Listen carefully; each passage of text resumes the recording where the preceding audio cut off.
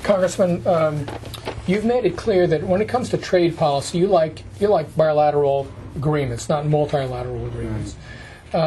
There's one trade agreement that you cite frequently in a disparaging way, and that is NAFTA. I do. Now, is there any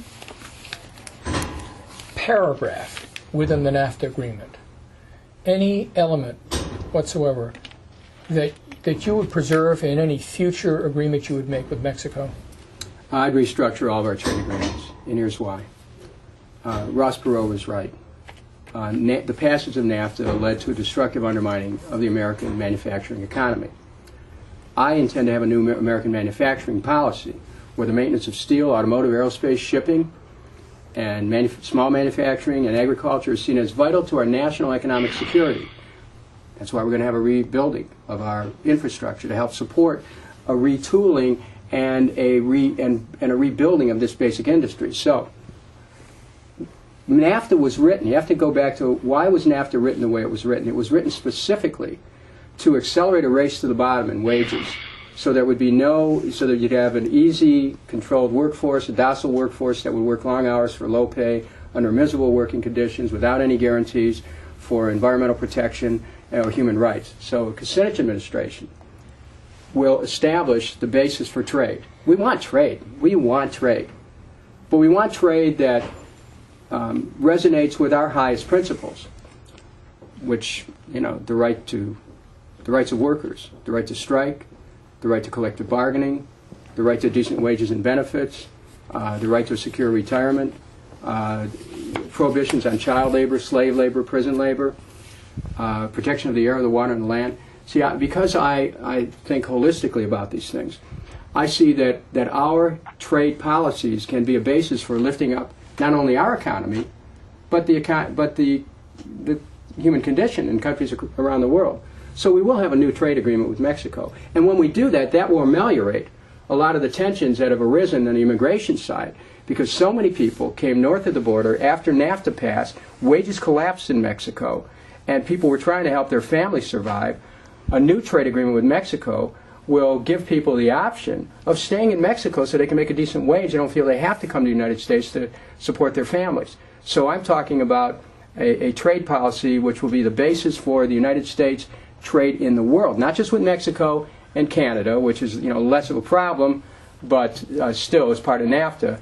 I'm also looking at restructuring our relationship with the World Trade Organization. We're going to get out of the World Trade Organization and help the World Trade Organization reform so the very principles that I'm talking about that are so essential with respect to the fundamental economic and moral principles that ought to be involved in trade, that those are put in there, because these are moral issues. They're not just economic apothegms. They're moral issues that have to be regarded in our trade.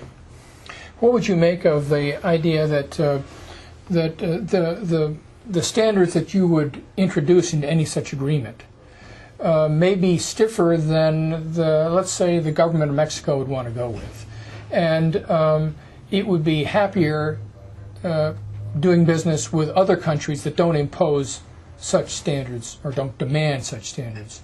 What do you make of that? Well, we're the biggest consumer. I mean, everyone wants to do business with the United States. That's number one. Number two, most of these trade agreements were structured with the help of multinational corporations who put pressures on legislatures. I mean, I had people come to me from Central America, for example, and say that the bill was passed through their government without them even reading it. They never were showing it. They just passed it. And so most of the legislators understand that multinational corporations were pushing these. And so the people of these countries are going to be ready, and I think the legislative support is there for the kinds of trade structures I'm talking about. Now the multinational corporations who started in the United States and then set up shop in these other countries so they could reduce their wages and have no benefits and have a controlled workforce and use slave labor and prison labor and be able to avoid environmental quality principles, they're going to find that a President Kucinich stands on the side of the peoples of this country and the world to regain their economic policy, to regain their economic status. So it's not going to be business as usual. It will be, I'll be a president for the people, I'll work with business, but I'm not going to be a patsy for business. I'm not going to be a pushover. I'm not going to be someone who is going to knuckle under to these corporate interests. And I've already shown that very clearly. Now, business will be delighted when they see my health care plan, because they're going to save a lot of money. Ford and GM wouldn't be driven into the straits that they were if they had the kind of health care plan that I've been offering for years. Every business, small businesses that are trying to survive, will find that their bottom line is going to appreciate when they don't have to put tremendous amounts of money into health care, either for the principal of the business or for their employees.